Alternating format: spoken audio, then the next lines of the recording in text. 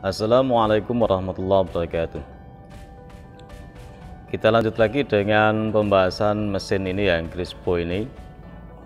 Ada beberapa pengaman di mesin ini agar menghindari kecelakaan ya. Tujuan utamanya itu adalah untuk menghindari kecelakaan. Kita akan perjelas lagi. Sebagaimana telah Bapak jelaskan, di sini mestinya ada tombol emergency stop, oke. Berikutnya pengaman yang diberikan yaitu di sini, di rem ini. Kita dengarkan.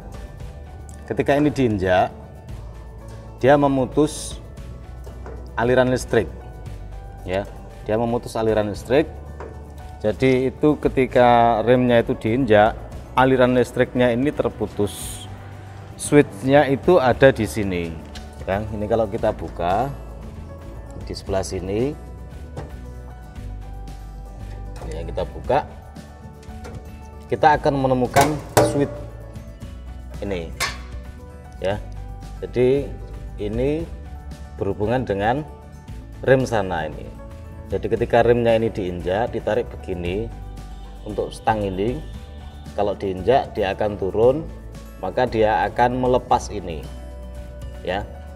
Ketika ini lepas, otomatis kontaktor yang di sini dia tidak menyambungkan aliran listrik. Ini terdiri dari dua kabel. Jadi kalau misalnya kalau dia nggak mau nyala, bisa jadi karena switch di sini ini error ya, atau terjadi permasalahan di masalah rem ini. Nah, rem ini dia naik terus sampai ke sini ya. Dia naik terus. Sebentar, Bapak buka. Nah, mekanismenya seperti ini. Ini kalau kita buka, remnya itu ke sini ya. Ketika dia ngerem, ini ada brake-nya di sini, ada apa ya, kayak rem sepeda motor mburi ya, cuma ditarik sini ada kampas remnya ya. Ketika rem ini ditekan ya, yang bawah itu ketika diinjak dengan kaki seperti ini ya, diinjak, maka dia memutus aliran listrik melalui switch yang di bawah tadi. Ya, ini adalah pengaman yang diberikan, sehingga nanti ketika posisi dia berjalan, kita melakukan pengeriman, arusnya terputus, kemudian ini direm ya, kaya bane sepeda motor sing mburi lho nek direm iki ya. Itu oke.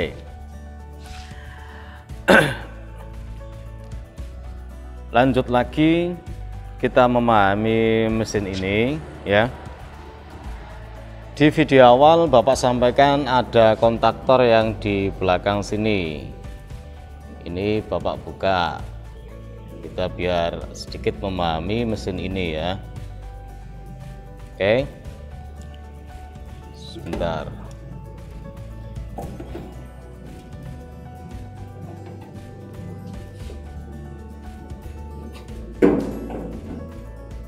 Oke, gini. Jadi kalau kita pengen tahu nanti yang di depan itu listriknya itu berapa voltasenya, kita bisa melihat di trafo ini. Kalau trafo ini normal, maka mekanismenya bisa berjalan, kontaktornya karena ini DC kontaktornya. Namun dia menyambungkan AC ya. Jadi ini kalau kita pelajari lebih lanjut ya, otomatis kita akan bahas masalah kontaktor ya. Yang ini mesin, kalau yang ini hubungannya dengan strum lampu yang ada di sini. Jadi ini ada teraliri listrik. Ini ya, kabel ini ada listriknya 220. 220, stop kontaknya ada di sini. Makanya kalau dengan kabel yang sana ya hati-hati ya. karena 220. Ini 3 fase, ada RST-nya. Ini kalau kita ukur begini, ini kisar 580, kalau begini ini sekitar 350-an ya. Kemudian salah satunya begini, itu ada yang 220. Oke, sekilas ini aja. Jadi kalau mesin ini ndak mau otomatis ya bisa jadi dari kontaktornya ada di sini, ini ya. Ini masalah kontaktor di sini. Nah, itu kan kalau kita tekan jalan. Mekanismenya nanti DC. Oke, tapi ya kamu jangan bongkar ya, asal tahu saja. Kecuali kalau memang dibutuhkan perbaikan. Kemudian pengaman yang diberikan lagi itu pasti ini ya, pasti ini. Oke, itu sekilas pengaman masalah kelistrikannya dan juga pengamanan masalah pengereman. Oke, yang bawah. Kita lanjut lagi dengan memahami ini. Kita memahami ini. Jadi ini nanti mekanismenya ini nanti dia berhubungan dengan gear yang di dalam, gearbox yang di dalam. Oke. Kita perhatikan di sini ada 1, 2, 3. Diingat 1, 2, 3. Gear ini ya hubungannya dengan tabel yang ada di sini. Ini kita lihat. Nah, oke. A, kemudian 120, kemudian B. Untuk pembuatan ulir metris, karena ini tandanya milimeter. A dan B itu jumlah giginya ada 56, ada 60, 60, 60 dan seterusnya sesuai dengan tabel ini. Artinya ketika A ini ya berisi roda gigi 56 dan 60, maka dia bisa membuat ulir yang ini kisarnya. Hubungannya ini adalah level dengan ini. Oke. Contoh misalnya kita ingin sebentar. Oke, sudah agak fokus. Kita ingin membuat ulir dengan 1,2 kisarnya. Berarti harus diatur di AC ya. Kemudian giginya harus terpasang 60. Dan di sini ya di setel di 1 dan V. Jadi ini ada hubungannya C, D, A, B, kemudian sini 1, 2 dan seterusnya. Di sini ada RST ya. Ini hubungannya dengan tabel yang ada di sini. Untuk ngecek mesin ini roda giginya yang terpasang yang mana, otomatis kita harus melihat ini, dibongkar ini. Ini jumlah giginya ada berapa? 1, 2, 3, 4, 5, 6, begitu seterusnya. Yang bawah ini juga dihitung 1, 2, 3, 4, 5 dan seterusnya ya. Tapi di sini mestinya ada angka.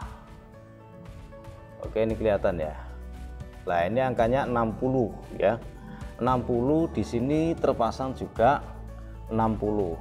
Berarti sini A, B, 60, 60 ya. Gigi yang terpasang ini 60 jumlah giginya 60. Kemudian di sini kita lihat di sini dia letaknya lebih tinggi dan lebih rendah ya. Yang lebih rendah ini 120 jumlah giginya, yang satunya 127. Oke, tak pasangi sih.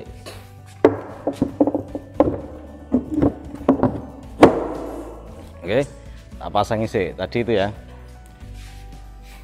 Kita belajar memahami sebentar.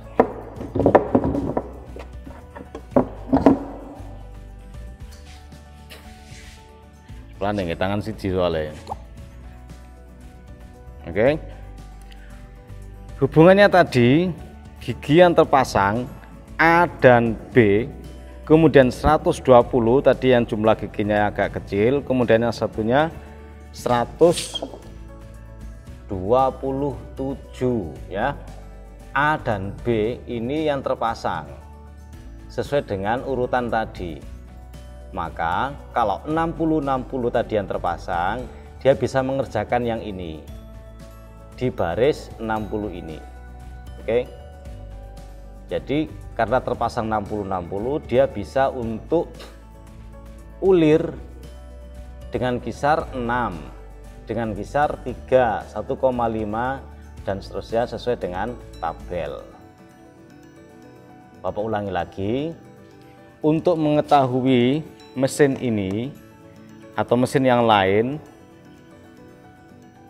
bisa digunakan untuk ulir berapa, kita harus bongkar melihat susunan roda gigi yang ada, kemudian disesuaikan dengan tabel ini.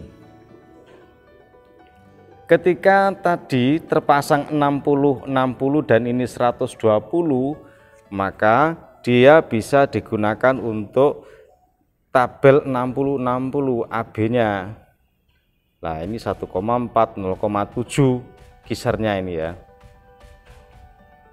Kisar ini semakin tinggi kisar yang tertera di sini dan disetting sesuai dengan ini ya, sesuai dengan ini.